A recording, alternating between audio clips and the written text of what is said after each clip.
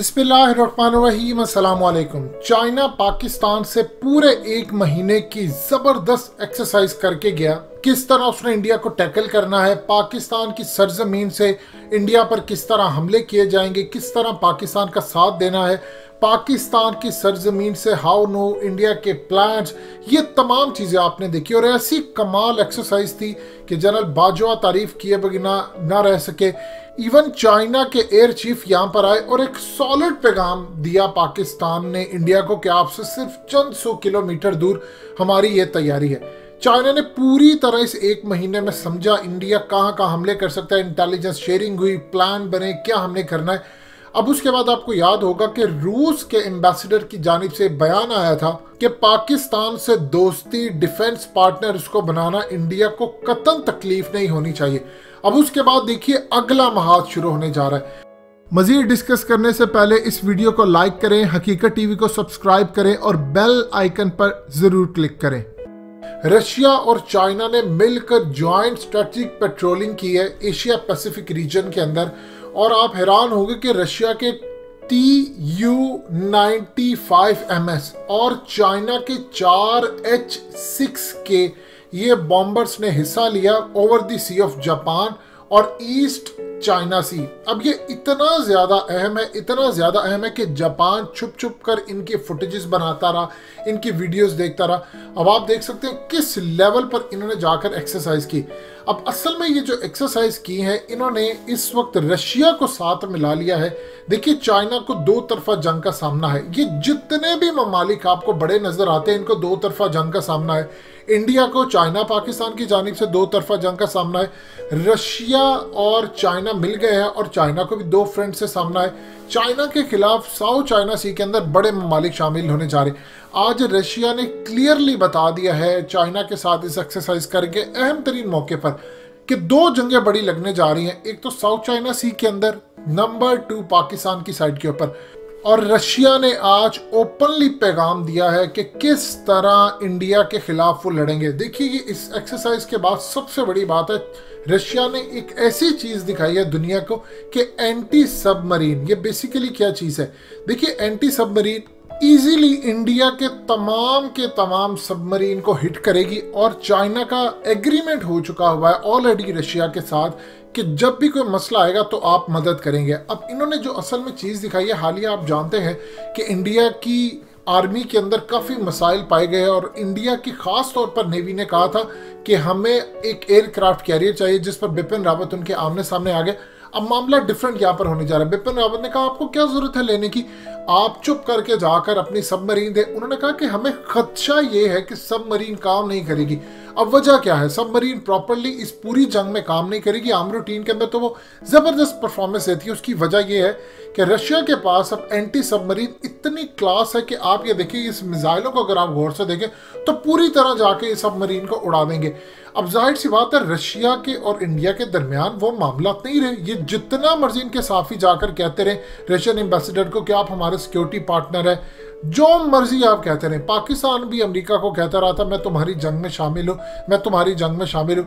और बाद में अमेरिका ही उनके खिलाफ किताबें लिखता रहा, पॉलिसी बनाता रहा, डॉक्यूमेंट्रीज बनाता रहा और हर अपने राइटर को कहा कि आप लिखो कि पाकिस्तान की फौज और ISI ने हमें धोखा दिया है, ये अंदर खाते अफगान तालिबान की मदद करते रहे, वो हमें मारते रहे।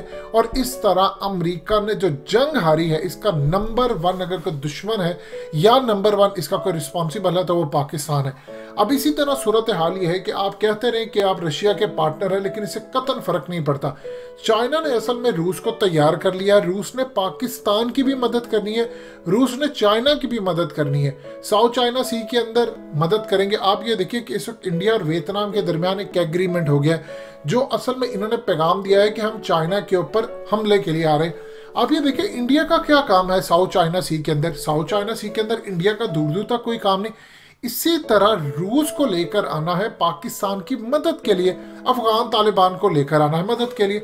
नेमतुल्लाह शाह वली की अगर आप प्रेडिक्शंस उठाते हैं तो उसके अंदर एक अहम तरीन चीज आपको सामने नजर आती है कि अहले काबुल भी इस लड़ाई के लिए खड़े होंगे और काफिर पूरी कोशिश करेंगे कि इनको रोक सके। इस वक्त सबसे बड़ी जो प्रॉब्लम बनी हुई है देखिए पूरी दुनिया के लिए, वो है अफगान तालिबान। अफगान तालिबान ऐसे जंगजू हैं कि इनको शिकस्त नहीं होती, ये जहां भी चले जाते।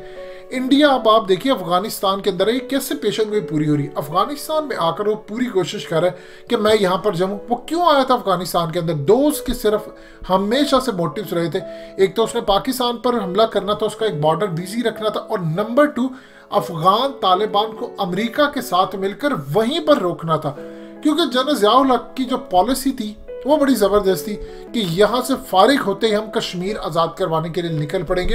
वो आज भी कहीं किताबों में लिखी गई है, किताबों में दर्ज है, किताबों में मेंशन है, लेकिन अभी तक उसको पेपर पर बाहर लाने के लिए पूरी जो प्लानिंग है कि किस तरह हम लेकर आए वो अभी तक जारी नहीं हो सकी। जो फेटफ के कानून है ये क्यों लेकर आते हैं?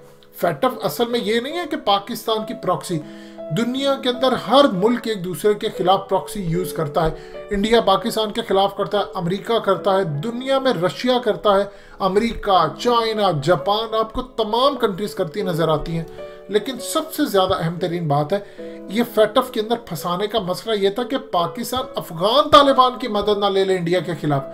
अब देखिए, एक तरफ तो आप रूस को लेकर आ रहे हैं अफगान तालिबान से, तो रूस इतना ज्यादा डरता है कि हालिया तुर्की के मामला के साथ जब ये अजरबैजान और आर्मीनिया की लड़ाई हुई थी, तो रूस की इंटेलिजेंस एजेंसियों की जो रिपोर्ट थी उसके मुताबिक उनको खदशा था कि तैयब उर्दगान अफगान तालिबान को कॉल दे सकते हैं कि आपने आकर लड़ना है और हमारे पास इस वक्त स्ट्रेटजी बनाकर दें कि हमने रूस पर चढ़ाई कर देनी है। वो अफगान तालिबान जिन्होंने टुकड़े टुकड़े किए रूस के सोवियत यूनियन का, क्या उन्होंने हशर किया? क्या रूस अफोर्ड कर सकता है कि दोबारा वो आए और आकर लड़े और रूस का ये हशर करे? सवाल ही पैदा नहीं होता। ये असल में स्ट्रेटजी थी जो इन्होंने अपनाई। अफगान तालिबान की जो अगली डेस्टिनेशन है, जो अगली मंजिल है, वो असल में इंडिया है। अफगान तालिबान ऑलरेडी कह चुके हैं कि वो पाकिस्तान को अश्योरिटी दे चुके हैं कि अगर लड़ाई होती है सबसे पहले तो हम आपका ये बॉर्डर क्लियर करेंगे और फिर उसके बाद आप देखते जाइएगा पूरी दुनिया के अंदर से कैसे लड़ने वाले यहाँ पर आते। और इसी सूरत हाल के अंदर आज चाइना ने रूस के साथ मिलकर कमाल पैगाम दिया है कि अगर तुम लोगों ने साउथ चाइना सी के अंदर एंट्री लाने की कोशिश की तो जो तुम्हारा सिक्योरिटी पार्टनर है, यानी आप ये देखिए कि रशिया के हथियार 80% जहाज, चीजें, बूट, सब कुछ तो इंडियन आर्मी यूज करती है। अब बनाने वाले अगर जंग में उतर जाए उनके खिलाफ तो क्या होगा? मिसाल के तौर पर अमेरिका पाकिस्तान के खिलाफ जंग में उतरता है, अब क्या हम उनकी F-16 इस्तेमाल करेंगे? उनको तो पता है F-16 कैसे करना है। आज भी वो कनेक्टेड होता है अमेरिका के सैटेलाइट के साथ। जब जरूरत पड़ेगी उनके खिलाफ इस्तेमाल करने की वो उसको रोक भी सकते हैं। ये वो सा स्ट्रेटजी है जो इस वक्त इंडिया को खाए हुए। राफेल कब तक चलेंगे? देखिए, जब जहाज और जंगें लड़ी जाती हैं तो काम नहीं आती इस लेवल के। 5 राफेल है, 8 राफेल है, इनको तो उड़ा दिया जाएगा।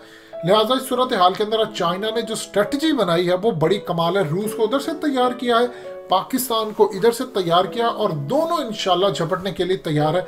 सिर्फ मोदी का इंतजार है। मोदी ये काम कर रहा है कि किसी तरह वो पाकिस्तान पर हमला करे, लेकिन याद रखिएगा आहिस्ता आहिस्ता तमाम के तमाम बड़े ममालिक इन जंगों में कूद पड़ेंगे, और एक दफ़ा आप इस जंग में कूद पड़े तो फिर वापसी आपकी नामुमकिन है। आज रूस ने पावर दिखाई है, शो किया है, और इंडिया इस वक्त परेशान है कि हमारे हाथ से ये चला गया। ये जो S-400 की डील थी इंडिया की $5.4 बिलियन की, ये क्यों डील की थी? इसलिए की थी कि उनको पता था कई साल पीछे चले जाए कि रूस जा रहा है पाकिस्तान की गोद में, इसीलिए उन्होंने राम करने के लिए किया। और देख लीजिए रूस भी इन सबका बाप निकला। उन्होंने कहा कि हम आपको दे ही नहीं सकते S-400, मांगता रह गया। इंडिया उधर से जा रहे हैं राजनाथ सिंह डिलीवरी लेने के लिए कि आप हमें 2 महीने में दे दें। उसने कहा 2021 से पहले एंड पर हम आपको दे ही नहीं सकते। 1 साल के अंदर तो इंडिया का क्या हशर हो जाएगा ये इंडिया भी नहीं जानता। दोस्तों, हकीकत टीवी को सब्सक्राइब करना मत भूलिए, वीडियो को लाइक करें, शेयर करें और कमेंट सेक्शन में अपनी राय का इजहार जरूर करें।